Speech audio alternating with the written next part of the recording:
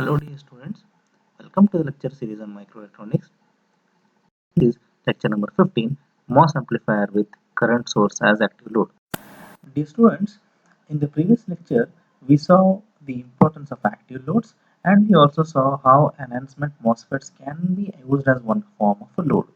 Now we also figured out the importance of the active load because we repeatedly said that usage of resistance in an integrated circuit could be very a tedious task. Hence we went for something called as an active load where we designed the current sources using MOSFETs and utilized them as an active loads. Now it's time to fix up those active loads or fix up or utilize the already built active loads in the amplifier circuit, or basically we will be doing an amplification using those active loads. Now, so in the today's lecture, we will see how the MOS current sources which we have built can be used as a sort of active loads in specifically common source amplifier. Now in all the previous lectures we have seen how common source amplifier works using a resistive load, but now in this lecture we are going to remove that resistance and fix up the current sources or the MOS current source that is being built, and we will use that particular circuit as one kind of load. Now in the entire lecture we will design the process of the gain formulation. We'll see how the MOSFET amplifier responds to the different sorts of load, or basically how it responds to the current source load, and we will see that the importance of the amplification when we use active load, and we will also see what will be the benefit that we get in terms of gain when we use the active loads. So once a student these concepts, he'll be in a position to understand the usage of active load and passive load in building the common source amplifier circuit. Hello dear students, today we are going to see how common source amplifier amplifies a signal with active loads. So basically we are going to consider current source as a load, and we are going to see how the common source behaves. So in literal sense we have taken a current source and we are going to put that as a load, and this is how the circuit looks. Now we have taken a current source as a load, and since I1 is a DC current source which is flowing through the MOSFET, so definitely I1 will be constant, and that also means my MOSFET M1 will be in saturation region. So that makes my current equation equal to mu C ox W by L VGS minus VTH square by 2. So this is what is my current equation. Due to the input voltage change, we have a current GM times VGS will be always flowing in the MOSFET. Now, VGS here is nothing but my V in. Now with that, we can find out the output voltage is equal to minus GM times VGS or V in, because VGS and V in are same, are not 1. In fact, I can write GM1. Now this will be the gain of my MOSFET, output voltage of my MOSFET, and the gain would be V out by V in is equal to minus GM times RO1. Now any attempt to increase the gain of my MOSFET amplifier can be done by this way. Now I can increase by adding a resistance, an additional resistance in the drain terminal over here, which means if I add a resistance named RD, then possibly my gain equation would be equal to minus GM times RO1 parallel RD. So what does that mean? If I include any resistance of higher value, that was only going to make my entire gain equal to the smallest of the two resistances, because remember RO1 parallel RD will fetch me a value which is having a smallest value or near about the smallest value. And also remember, among all the resistance that you can see, RO1 will be in terms of mega ohms. Basically the resistance whatever you can see over here, which is in terms of, which is the channel length modulation effect. Because of channel length modulation effect, that resistance RO1 will be always in terms of mega ohm, and any attempt to increase the gain is to add an additional resistance. And if I add an additional resistance, so that is only going to make my this equation behave like an GM times RO1 parallel RD. And RO1 parallel RD will fetch me a value which is near about the smallest value. So basically, the MOSFET amplifiers in the overall gain is governed by the intrinsic gain that can be given by the MOS amplifier. So again, it boils down to the same thing, that the the intrinsic gain, or basically the the fundamental property of a MOSFET to behave as an amplifier, and to what extent it can amplify the signal, is governed by the term GM. That is how much DC current that the MOSFET allows to flow through it. So hence, any attempt to increase the gain by adding an additional resistance would only reduce the gain, or at the max it is going to make the gain look something like this, whatever you can see. So maximum gain that I can obtain would be minus GM times R01. So in that scenario, so I can not be using, I cannot, or it is not possible for me to consider the resistance or an additional resistance as a load. So what we do, we go for a constant current source. So in reality, I cannot be using a current source which looks like this, wherein it is going to take any amount of VDD but still giving me a constant current. But we are going to take a current source which is close to reality by building a current source using the MOSFET. So if we use a resistive load of larger value to obtain highest gain, then possibly we are going to have a limitation on the amount of DC current that is going to flow, and that is in turn limited by the transconductance. So again, the with this simple uh, amplifier circuit, we can say that the MOSFET is having an intrinsic gain governed by GM, and correlated with respect to the channel length modulation effect, and the overall transconductance of my MOSFET is given as GM, and the output resistance can be considered as nothing but R naught naught, until and unless I don't use any other external resistance. Now, if I use any other resistance of higher load, then possibly that is going to reduce the gain. So to summarize, the overall intrinsic gain is limited with respect to GM tax R01.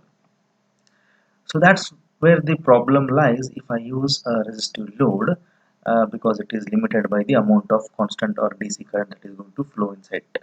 But what if I use a current source? Obviously, I cannot be using a current source, an ideal current source, which is shown like this, wherein it is going to produce a constant current source irrespective of the changes in the VDD. But I can use somewhat a very similar current source, wherein it can produce a constant current source or near about constant current source, and that can be implemented with the help of a simple MOSFET. Let's say I am using a MOSFET as a load that does the job of a current source. So I have a MOSFET that can be used as a load. So it could be something like this.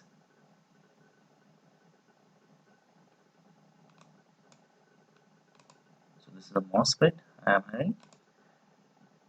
So that is connected as a load, and I am biasing that MOSFET with a constant voltage VB. So this is, I am naming it as a M2. So this MOSFET is also in saturation region. I need to be ensuring that.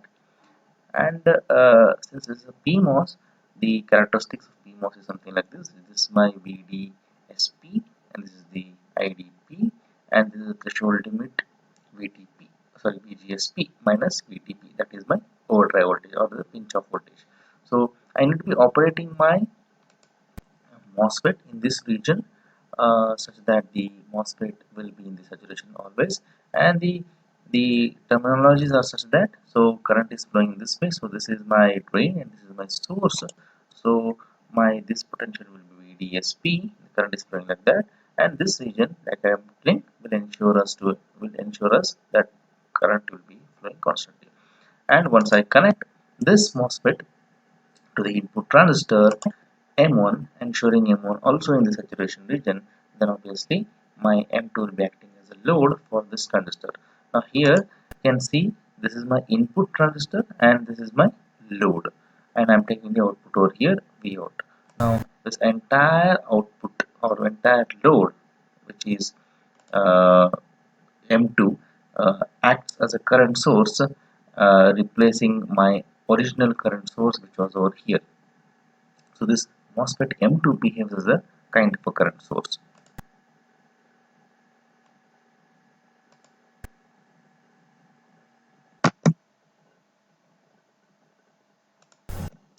So let us do the small signal analysis for this particular circuit. So Vn is the input that we are going to apply, which is my small signal, and here you can see the difference VGS is going to remain constant because VP is constant, and we are not going to see any changes with respect to my VGS. Hence, when we do a small signal analysis with respect to this entire circuit, we are going to consider the input transistor M1 and the the voltage VGS, that is VP minus VDD for PMOS, is going to remain fixed, and hence the transconductance will be 0, and hence there is no need to, I mean, GM times VGS for the MOSFET M2 is going to be 0, hence there is no need to consider the transconductance of the MOSFET M2. So now if I want to draw the small signal model of this particular circuit, this goes like this. I am going to ground VDD, and I'm going to only consider R0 because GM times VGS is constant. I'm not going to consider the transconductance, only R2 is being considered, and here there is a MOSFET M1, and I'm going to consider the small signal R resistance R0 for my MOSFET M1. Now there is a current GM times VGS1 that is going to be flowing in my MOSFET M1. This is the output. Now this current is even coming from here and as well as here, giving me the polarity is plus minus like this. Now if I write the output voltage equation, that will be my GM times GM1 times VGS1 multiplied by RO1 parallel RO2. Remember, you can see this RO1 and RO2 are parallel. So if I want to obtain the gain, so gain will be GM minus GM1 times RO1 parallel RO2. So that will be my overall gain of my this entire circuit. Now one interesting thing to observe here, as compared to the previous circuit where I took the original current source, here because of one more MOSFET as a load, the term RO2 is coming into picture. Now if I consider RO1 and RO2 being equal, then the total value of this gain will be exactly half of my the earlier value. So nevertheless, even I'm getting a gain as a less value, but still I have much more a stable MOS amplifier circuit, uh, having a gain of minus GM times RO1 parallel RO2. Now in the subsequent section or subsequent lectures, we're going to see how do I increase this resistance or increase this gain by uh, altering this entire circuit. Now one interesting thing to observe here, or to write down, or to expand this circuit. Now this is one small MOSFET that I used as a current source. Now replacing this, I could be using a current mirror circuit also, by just writing an extra MOSFET over here, wherein I can generate a different kind of current using those current mirror circuits. So basically, so this M1 will be my the input transistor, this will be my load, and rather than giving a direct voltage VB, I can draw one more PMOS over here in a diode connected format, and then generate whatever the amount of current I require through the current mirrors. So I can even use current mirrors as a current source circuit as the one of the active load in getting the common source amplification. So this is how the common source amplification occurs.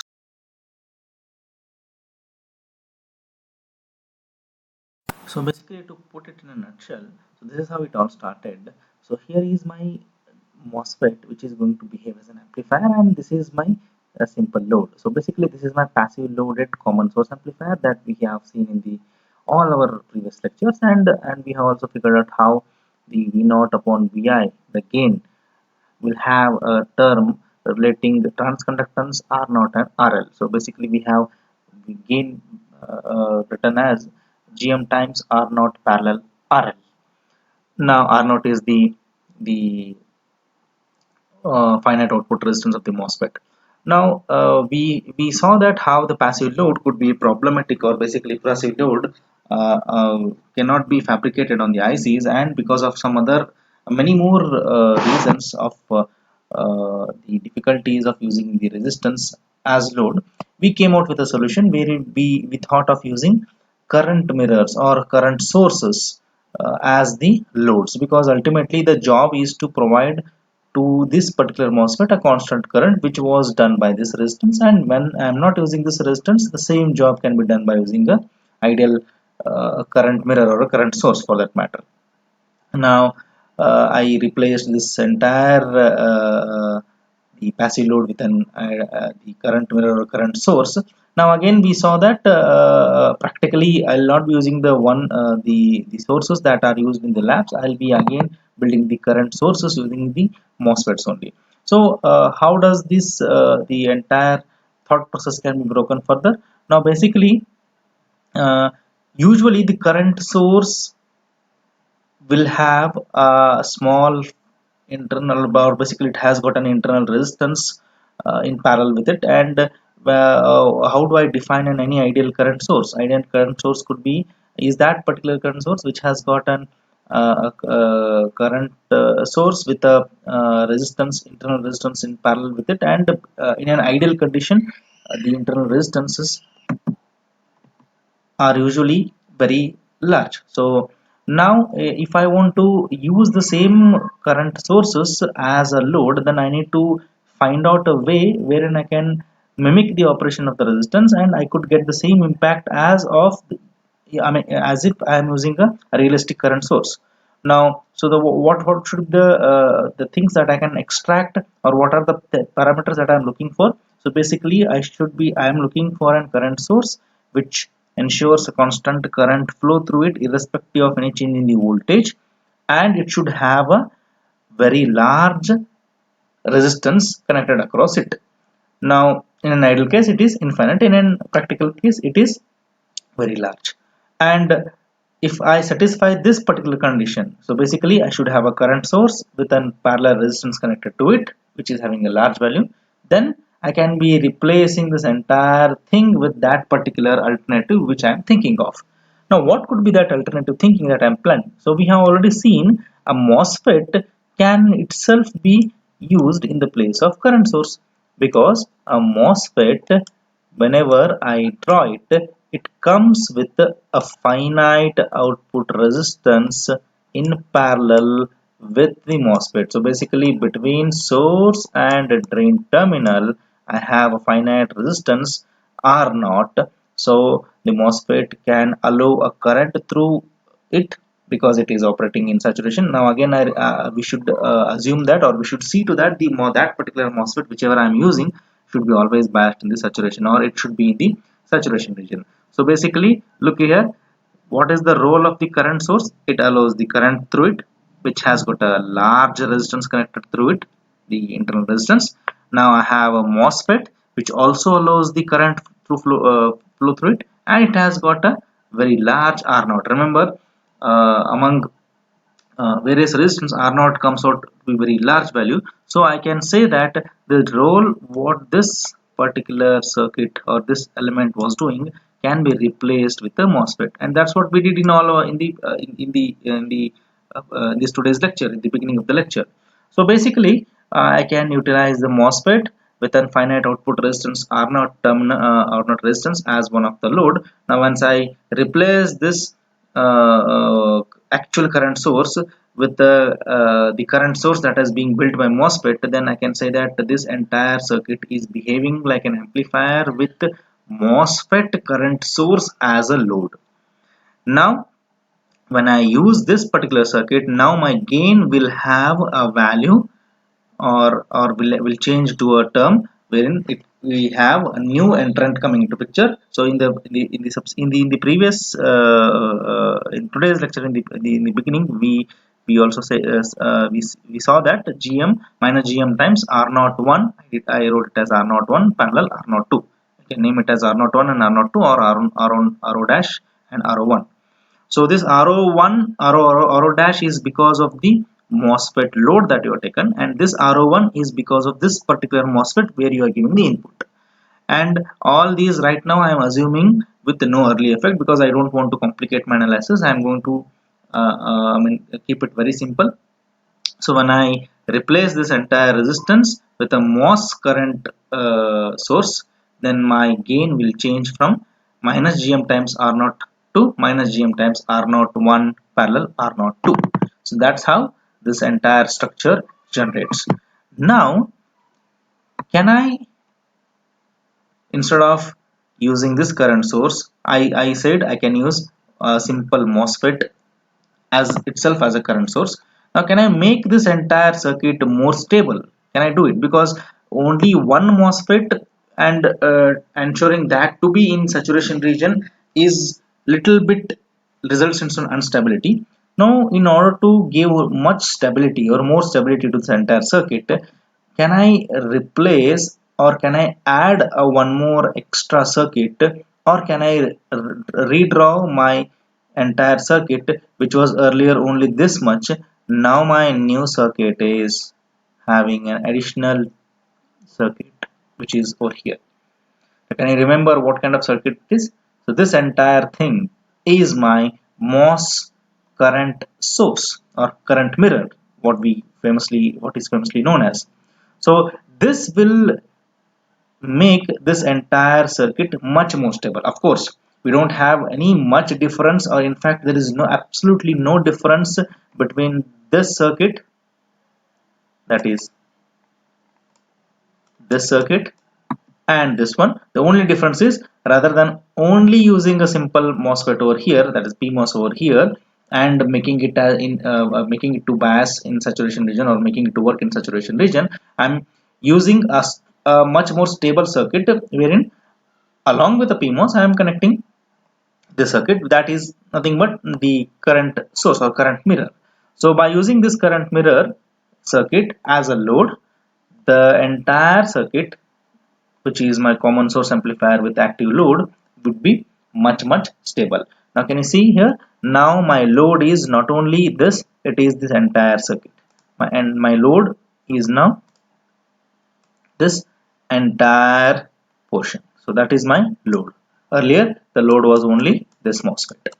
So that's how your CMOS implementation of common source amplifier, which is famously known as, now till here I can call it as an common source amplifier with an active load, but when I use a current source or current mirror or MOS current source or MOS current mirror circuit, then it is famously known as CMOS implementation of common source amplifier.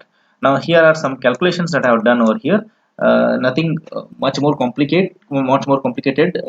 Here I am just trying to break down the different regions or the region of operations for different transistors. So basically my Q2, since it is going to retain in its saturation condition and it happens to be PMOS, I have written some equations that are relevant with respect to PMOS.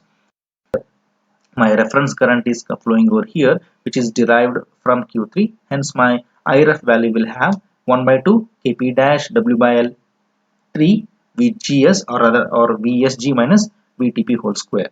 Now this equation is without early effect. Now if I consider an early effect or channel length modulation impact or a practical case, then my reference current will have a value of this.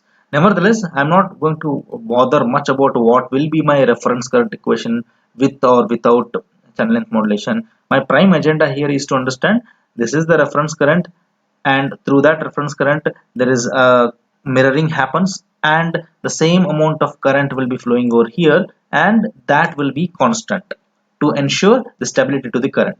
Because remember, this is my input device, and this device or this MOSFET should ensure continuous and constant current to be flowing. anything happens to Q2, that will definitely affect the Q1. Now here, since nothing can happen to Q2 because Q2 doesn't receive any direct input, all the inputs it is receiving is the indirect input, or basically it is the current whatever it is receiving is the derived version of the reference current through Q3. Hence more stability will be obtained to the transistor Q2. Now in the previous cases we saw this structure was not there. If this is not there, then I can be giving directly the gate voltage over here. Then any fluctuation to the gate voltage will result into fluctuation in the drain current, and that fluctuation will in turn affect the drain current of the Q1, and in turn it results into the unstable output. So that I don't want to happen. So in order to give the much more stability to the circuit, I am using this entire structure. So this is how my CMOS implementation of common source amplifier looks. Now again a simple transfer characteristics curve wherein I am drawing the curve of both Q1 and Q2 transistors, wherein I can see that if I just plot the transfer ID versus VGS curve of both Q1 and Q2, and I overlap on both of them, we can see that Q2 will be in saturation region in this particular zone, and after that it will be in the triode region, and the point of intersection is that particular point which tells us it is the Q point, or the point which wherein if I operate then my gain will be an apt value, or gain will be a maximum value. So that's how, or that is the interference that I can get from this transfer characteristics.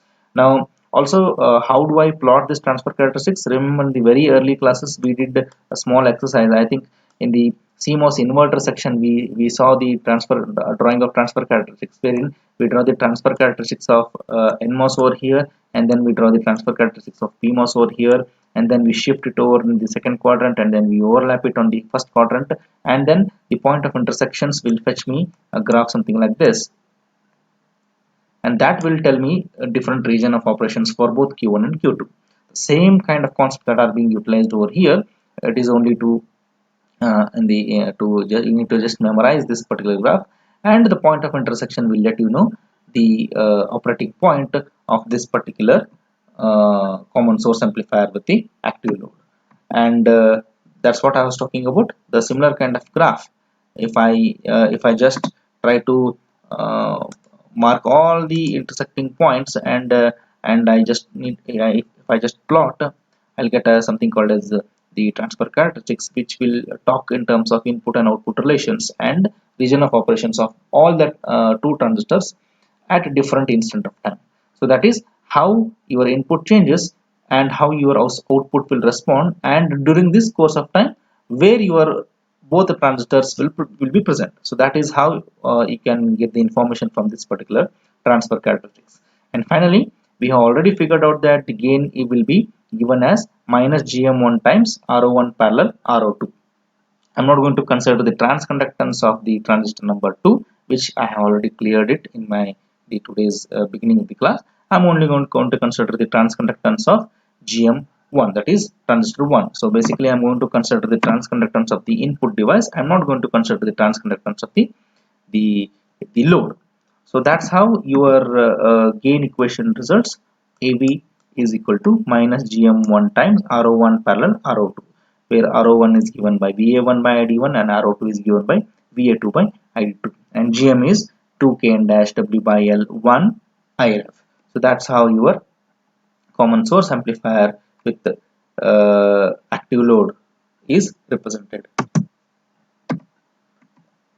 Now these are some of the probable semester end exam questions that one can look upon, or the possible questions from these particular concepts. A straightforward question could be explain the working of common source amplifier or common source using active load, or it could be explain the working of common source with constant current load and obtain the necessary expressions. It also means the same. Or it could be explain the CMOS implementation of common source amplifier. So in all the cases your entire derivations must be, or in entire design aspects must be represented carefully, and you need to be showing how your gain expression looks.